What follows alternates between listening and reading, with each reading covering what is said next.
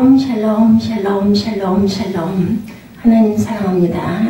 여러분 주 안에서 사랑합니다. 오늘 열왕기하 22장 8절에서 20절까지 우리 교독했습니다. 율법책 발견 사건의 교훈의 내용입니다. 대제사장 hil기야가 서기관 사반에게 이르되 내가 야훼 성전에서 율법책을 발견하였느라고 hil기야가 그 책을 사반에게 주니 사반이 읽으니라. 이렇게 시작되죠. 그리고 20절 끝에는 그러므로 그라 내가 너로 너희 조상들에게 돌아가서 평안히 묘실로 들어가게 하리니 내가 이곳에 내리는 모든 재앙을 내 눈이 보지 못하리라 하셨느니라 하니 사자들이 왕에게 보고하니라. 8살의 왕이 된 요시야는 16세가 되자 스스로 야훼를 찾는 신앙이 됩니다. 하나님을 나의 주님으로 모시고 진실된 신앙을 갖게 되죠. 그리고 20세가 되자 하나님의 가증스럽게 여기시는 우상들을 척결하기 시작합니다. 예루살렘과 유다 전역뿐만 아니라 아수르의 수중에 넘어간 북쪽의 10지파 땅까지 직접 순회하면서 우상을 없앱니다. 무려 6년이라는 기간이 걸리도록 그는 전심으로 이렇게 행하죠. 요시야가 26살이 되자 이번에는 대대적으로 야훼 성전을 보수하죠. 조후 므낫세 치세 52년, 부친 아몬 치세 2년, 무려 54년 방치되었던 야훼 성전을 이제야 제대로 보수하는 거죠. 그는 성전 보수 사명을 대제사장 hil기야에게 맡기고 백성들에게 헌금을 하도록 했었습니다. 백성들이 즐거이 은전으로 헌금을 하였고 hil기야는 현금함을 열어서 성전 기술자들에게 맡겨 성전 구석구석을 청소하고 보수하게 합니다. 성전 보수가 계획대로 원만하게 진행되는 가운데 뜻밖의 사건이 발생합니다. 성전 한쪽에서 율법책을 발견한 것이 바로 오늘 본문의 시작이죠. 여기서 율법책은 모세의 오경이거나 오경 중에 한 책이었다면 신명기였을 것으로 측정이 되죠. 추측이 됩니다. 모세의 오경은 창세기, 출애굽, 레위기, 신명기, 여호수아서이죠. 오경입니다. 성전에서 율법책이 발견된 것이 왜 뜻밖의 사건이었을까? 당시 유다에는 어처구니 없게도 율법책이 없었습니다. 왜냐하면 요시야의 조부 므낫세 52년 치세 동안 우상 숭배를 하는 것도 모자라서 선지자들을 죽이고 율법책을 모두 불태워버렸기 때문입니다.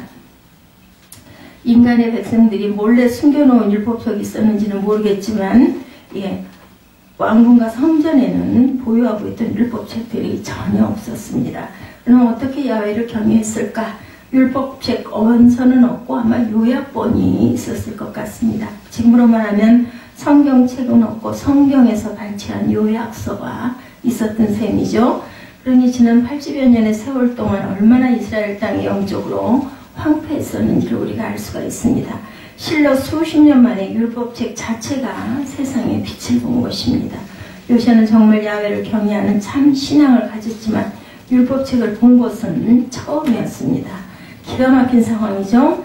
이전 시대 율법책을 없앴을 때 제사장 중에서 한 명이 몰래 율법책을 성전 한쪽에 비밀스럽게 숨겨놓았을 것으로 보이죠. 근데 요시야가 하나님을 사랑하는 마음으로 성전을 보수하였으니 율법책이 비로소 발견이 된 것입니다. 만약 그가 성전 보수를 대대적으로 하지 않았다면 성전 깊숙이 감춰져 있던 율법책을 영원히 발견하지 못했을 것입니다. 그러므로 율법책의 발견 사건은 하나님을 향한 열심 때문에 성전을 보수하였던 요시야 왕에게 하나님이 주신 선물과 같은 대단한 사건입니다. 최초로 율법책을 발견한 제사장 hil기야는 너무나 감격스러워서 어쩔 줄 모릅니다. 그리고 그는 즉시 서기관 사반에게 달려가서 내가 야훼전에서 율법책을 발견하였노라 이렇게 외치죠. 이 말을 전할 때 그는 온몸을 떨면서 울먹이면서 말했을 것입니다. 생략되었지만 이런 마음으로 품고 말했을 것입니다. 우리 땅에서 영원히 없어진 줄로 알았던 율법책이 발견되었다. 이 책을 어서 왕께 가져다 왕께 읽어드려라. 아마 이렇게 말했을 것입니다. 유다 사회에서 서기관은 성경을 손으로 필사하고 성경을 연구하고 성경을 백성들에게 가르치는 그러한 직책을 가지고 있었죠. 그러니 서기관 사반이 율법책을 손에 받아들었을 때 얼마나 감격스러웠을까는 우리가 가히 짐작이 됩니다.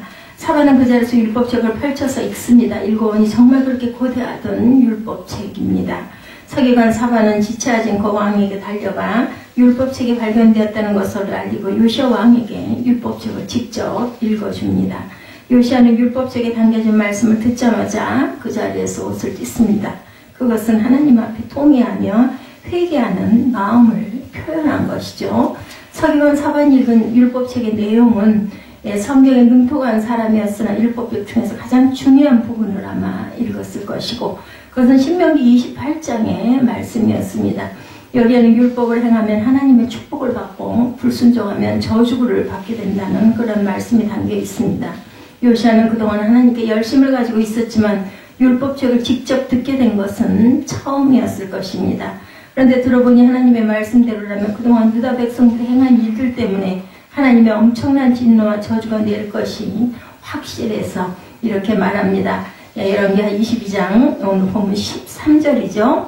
우리 조상들이 이 책의 말씀을 듣지 아니하며 이 책이 우리를 위하여 기록된 모든 것을 행하지 아니하였으므로 야훼께서 우리에게 내리신 진노가 크도다. 그는 말씀을 듣고 얼마나 자신과 유다 백성들이 흉악한 죄인인가를 깨닫게 됩니다.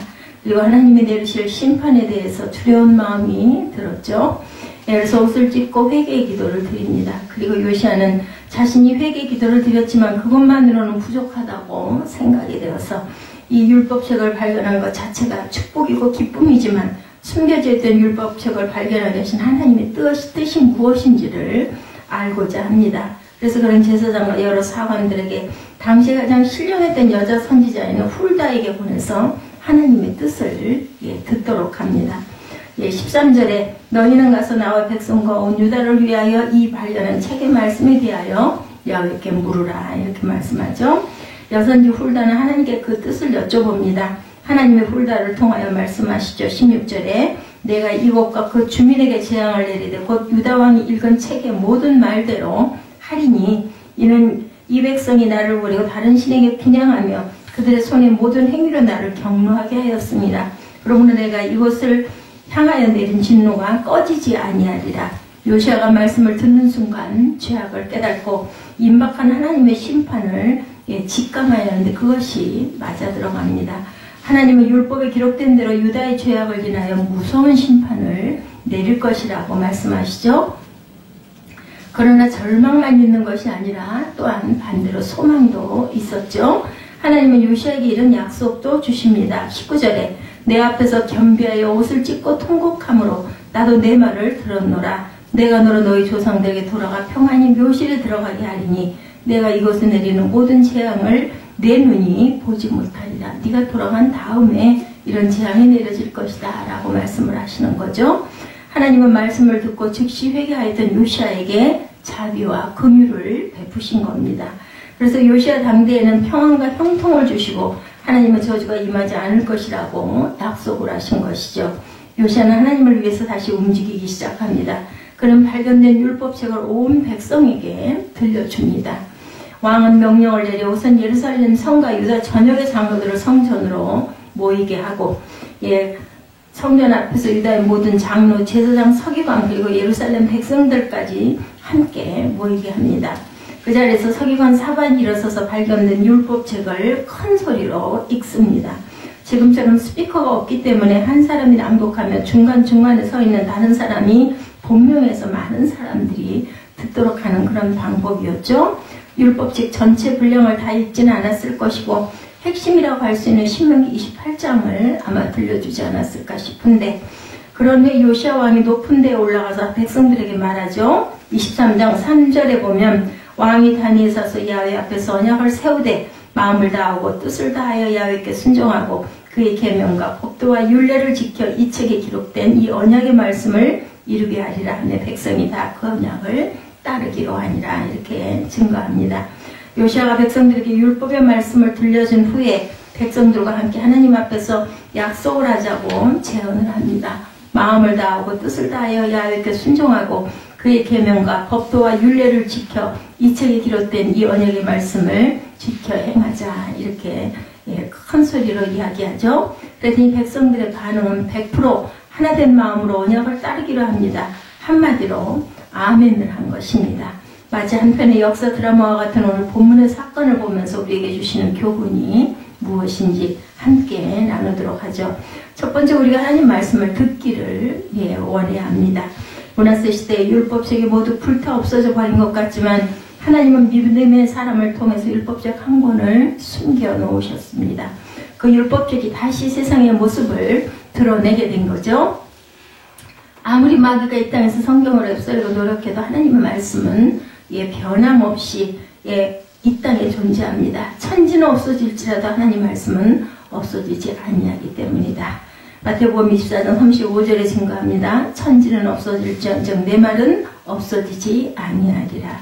유럽의 무신론을 주장하는 철학자 루소는 앞으로 100년 이내에 비이성적인 내용으로 가득한 성경은 지구상에서 없어질 것이라고 호언장담을 했지만 그의 예언은 빗나가고 말았죠. 성경은 지금도 인류 역사상 가장 많이 인쇄되고 가장 많이 팔린 영원한 베스트셀러입니다.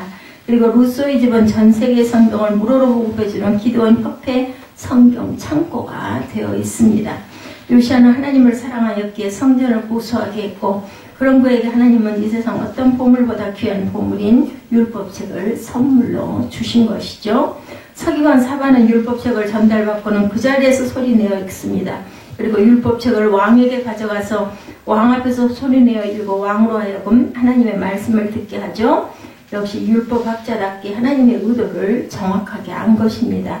로마서 10장 17절에 믿음은 들음에서 나며 들음은 그리스도의 말씀으로 말미암느니라. 율법책 자체가 다 없어진 시대 상황에서 하나님이 성전에서 율법책을 발견하게 하신 이유는 무엇일까? 그동안 요시아 왕은 종교 계획을 철저히 완벽하게 실행했습니다. 그런데 하나님이 요시아에게 원한 것은 다름 아닌 하나님 말씀을 들으라는 것이었죠. 세상의 교훈이 아닌 하나님의 교훈을 경청하여 귀담아 들으라는 건데 우리의 믿음은 바로 하나님의 말씀을 듣는 데서 생기는 것입니다. 시편 1편 2절이죠. 야훼의 율법을 즐거워하여 그의 율법을 주야로 묵상하는도다. 여기서 묵상한다는 단어의 실제 의미는 작은 소리로 읊조린다는 것이죠. 여러분이 성경을 읽을 때 가급적이면 소리를 내서 읽어야 합니다. 그렇게 할 때 말씀이 내 안에 각인되는 효과가 있기 때문입니다. 성경은 소리내어 읽는 것이 정석이죠. 시편을 읽을 때 소리내어 읽으십시오. 복 있는 사람은 주야로 성경을 가까이하고 묵상하는 사람입니다. 하나님의 말씀을 사랑하시기 바랍니다. 우리의 신앙은 말씀의 기초 위에 굳게 세워져야 하고 성경을 사랑하고 성경을 가까이하는 저와 여러분들이 되시기를 주님의 이름으로 축원합니다. 날마다 성경을 듣고 읽고 공부하고 암송하고 묵상하는 그러한 시간을 가지십시오. 두 번째, 우리가 말씀을 지켜 행하기를 또한 하나님께서는 원하시죠.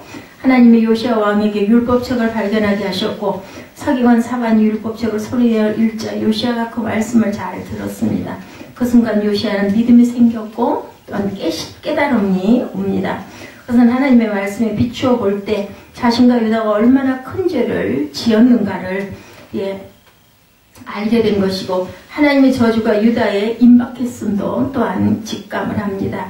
그래서 요시아는 그 자리에서 옷을 찢고 슬픔을 표현하며 회개의 기도를 드립니다. 요시아는 이처럼 말씀을 듣고 그 자리에서 지켜 행하죠. 그랬더니 하나님이 요시아에게 즉각 응답하십니다. 하나님은 그들의 말씀을 들으면서 큰 감동과 은혜를 받았을 것입니다. 고개를 끄덕거리거나 눈물을 흘리는 사람도 있었을 것이었고 요시아는 성경 강독이 끝나서 높은 단에 올라가 백성들에게 또한 외칩니다. 23장 3절에 아까 제가 읽은 대로 마음을 다하고 뜻을 다하여 야훼께 순종하고 그의 계명과 법도와 율례를 지켜 이 책에 기록된 이 언약의 말씀을 이루게 하리라. 그래서 백성들이 아멘하고 화답하죠. 요시아는 이처럼 하나님의 말씀을 전파하였습니다. 하나님이 우리에게 원하시는 것은 바로 이거죠. 내가 먼저 하나님의 말씀을 듣기를 원하시고 또한 그 믿음이 오고 깨달음이 오면 말씀대로 실천하기를 원하시고 그 다음에는 다른 사람에게 말씀을 전파하기를 원하신다. 우선은 자녀에게 말씀을 전하고 가르쳐야 하고 주변 사람들에게 말씀을 또한 전해야 합니다. 그것이 바로 저와 여러분에게 주신 사명이죠. 마태복음 28장 20절에 내가 너에게 분부한 모든 것을 가르쳐 지키게 하라. 볼지어다 내가 세상 끝날까지 너희와 항상 함께 있으리라.